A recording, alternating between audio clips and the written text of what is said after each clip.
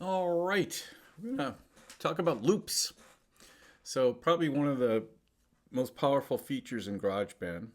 And so first thing we're gonna do is we're going to go up to the library icon and just click on it to deselect it. This will give us a little more working room. Um, we'll keep our electric piano in case we want it in the future. If you want to make sure that you have all of your sound libraries or sounds loaded. So you can go up to the GarageBand pull down menu here and see where it says sound libraries. If these are grayed out right here, that means you have them all installed. And if not, you can feel free to install them. Or if they're not working correctly, you can reinstall them. So up to you, depending on how much space you have on your computer hard drive. You can just do the essential sounds. Totally up to you. All right, so looking at my lecture here, next thing we're going to do is we're going to click on the loop browser, which is all the way over here on the right, or you can just hit O on your keyboard, which will also open it up, and you'll be looking at the loop browser. And the nice thing about the loop browser is there's any number of ways that you can access these, depending on how many loops you've purchased or bought, or et cetera, et cetera. Your loop browser may look a little different than mine. So you can audition. There's two types of loops. I should talk about that first. There are audio loops and MIDI loops. So audio loops have very limited editing. You can't change individual notes. There are some things you can edit in audio loops, and I'll talk about that later. MIDI loops are in green. I'm sorry, audio loops are in blue. MIDI loops are in green, and those you can actually edit, and I'll talk about that as we go on. So to audition the loops, first thing you should do is there's any number of ways to do this, and you can look at them by name. So if you click on name, it will allow you to look at them by name, and will go ascending or descending. Every time you click on the word name, it'll change. So this is ascending, click on it again. This is alphabetical, descending. Beats, which you may not see, this is kind of wanky here. So if you can actually click and drag this. So if you go over to the beats and you're maybe seeing just BE, you can actually hover your mouse over there and try to find the sweet spot and open it up a little bit. So that's how you can look at name and or beats. If I click on beats, it's going to show me how many beats are in. So if I all the way over here, this is 64 beats, and it will be descending down. And if I go back and click on name, it'll go back to the alphabetical. You can also, you have this little heart icon here. If you like a loop, you can click on this, and this will give it the hearts, and you can view all your selected loops that you like. Apparently, I don't like any. So let's see. I've talked to. Oh, okay. Let's talk more about this. At the top of the browser, you have instrument, genre, and descriptors. So if you click on each of these, this will give you all the instruments. So let's say I only want to look at the drums.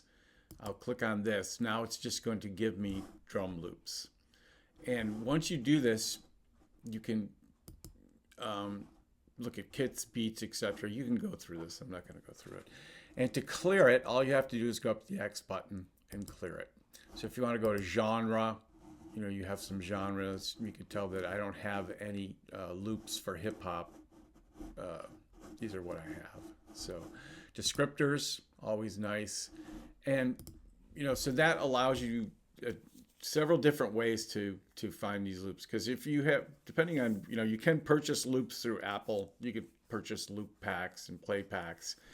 So your loop thing your loop field might be pretty huge. So this is kind of a way to whittle it down a little bit so you're not looking at as many. So also note, I put a note in here that the tempo in the GarageBand project, which is up here, will dictate how fast these loops play, so be aware. So to audition loops, all you have to do is just click on it. Hear that? And you can see down here that this is an audio loop. So there's your audio. If I click on a MIDI loop, okay, it's showing you the audio, and you can just basically go through and audition these loops. And then to stop hearing it, just click on it again. And like I said, if you like a loop, just click right here, and or you know, in this case right here, and give it a heart, etc.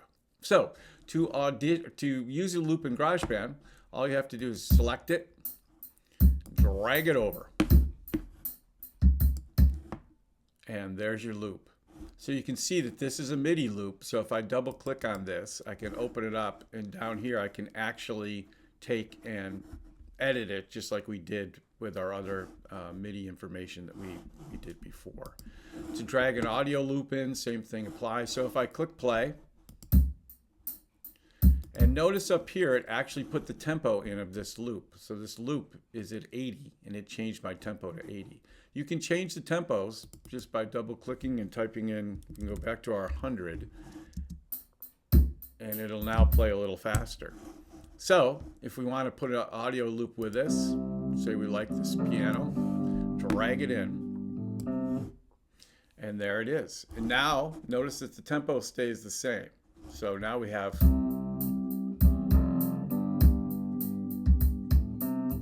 they're working together. All right. Make sense? And again, this audio loop, well, I'll talk about editing this, and I'll, etc. But that's how you get loops into GarageBand. And you notice that your track names have changed too. Once you drag a loop in, it creates a track and gives you the name of that track. So this is a 70s electric piano. This is a pop kit for drums. So that should make sense. All right, so next let's talk about expanding your loops. So there's a couple ways to do this. Option click and drag will make a copy of your audio loop. So if you just click on the audio loop, hold down your Option key on your keyboard, and click and drag it, it will just make a complete copy of it. And you may want to do this for two reasons. If you want to edit a portion of this loop, say you don't want it to play for, you know, the entire measure, and you want to, if you look down at the lower right-hand corner of the loop, you can click and drag this, so it will only play a certain amount. So you can edit your loops a lot easier doing it this way. So I'll undo this right now. And another way that you can make a loop, if you don't need to edit it, is up here in the upper right-hand corner. Notice that this is changing to circle arrow, I guess, for lack of a better term. If you just click and drag this, it will now make the loop. Let's say you wanted an 8-bar phrase over here. You can just click and drag it. Be aware that the only part of the loop now that you can edit is the first part. You cannot edit the arrow with the arrow icons up on top. You can do the same thing with your audio loop. If you hold down the Option key, click and drag, it will create a copy of it.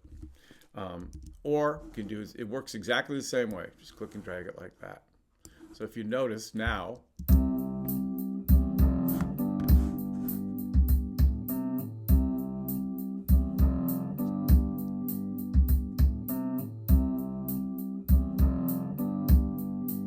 so there you go. It's expanded out your loops. So in this way, this is how we can create songs and et cetera, et cetera. So next we're going to talk about editing audio loops. We are a bit more limited with what we can edit in audio loops, but I'll show you a couple things that we can do. So first thing we want to do in this case is go to the editing window. So we're going to select the track. So in this case, I've selected our electric piano audio track. Should be sick of that by now. And I want to open the editor window. You can do it two ways. You can click on the editor's icon up here. Or you can just click E on your computer keyboard. So what I want to do is I want to get rid of this little part right here. I don't like it. So I want to turn off Snap to Grid. talked about snap to grid, snapping to the beats. We don't want it to snap to the beats to get rid of that.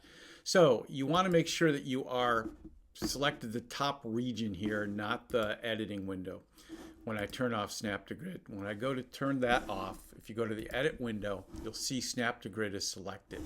If you're clicked on the bottom part here and you go to the edit window, snap to grid will not be available. So just be aware of that. So I'm clicking on the top part. You can also go Command G to turn snap to grid on and off. So if you notice now it's off. So I want to get rid of this part right here. Go down to my edit window, and if you notice there's a sweet spot where the mouse turns to a left and right drag arrow. So I'm just going to take this and drag it and get rid of this extra part that I don't want. So now if you hear it, you listen to it, it's gone. So the other thing you want to be careful, make sure you do is go back up to the edit pull down window, make sure snap to grid is turned on, make sure that this loop is snapping to the grid, and we can now duplicate this loop just by holding down the Option key, dragging it, and it will snap to grid. So now if I turn this back on, I'm going to talk about these track controls next. So now we'll hear our new loop.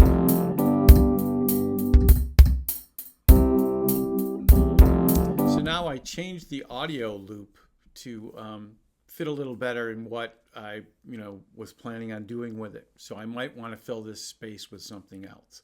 But that's just a quick way to edit the length of an audio loop. Next, track controls. Each of your tracks has a set of controls.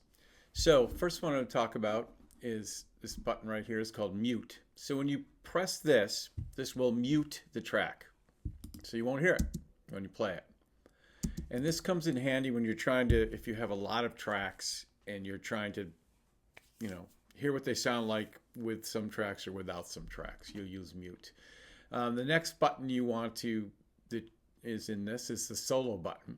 And if you click this, there will be a yellow box around it, and your cursor or scrub bar will turn to solo, or your playhead. That's what I was looking for. Playhead thumb will turn to yellow, and just this track will play. Let's demonstrate this. I'll put some more tracks in here. Let's put a 60 shuffle in here. So now with this soloed, I'll only hear this. And if I were to mute this track, I'd only hear the drum shuffle. So you get the idea. Next over here is our volume. Well, let's talk about this icon right here, the input monitoring. You're going to use input monitoring when you're recording your voice or an instrument into a microphone, and I'll cover more of that later. If you click on that, that will allow you to hear as you're putting something into a recording, and I'll talk more about this later. Next over here we have our volume control.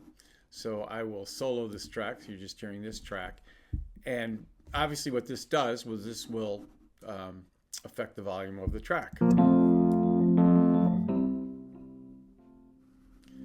Sliding it to the left will make it softer. Sliding to the right will make it louder. Over here we have our pan control, and this pans it in the stereo field left and right. So if you go to the left, I don't know if you're going to hear this, probably won't. Let's get back to 0. It's going to be hard to hear on the video, but that pans it in the stereo field left to right. And I'll talk later on in the lecture on how to automate these settings so you can actually have this automated when you're doing recordings. So those are your basic track controls.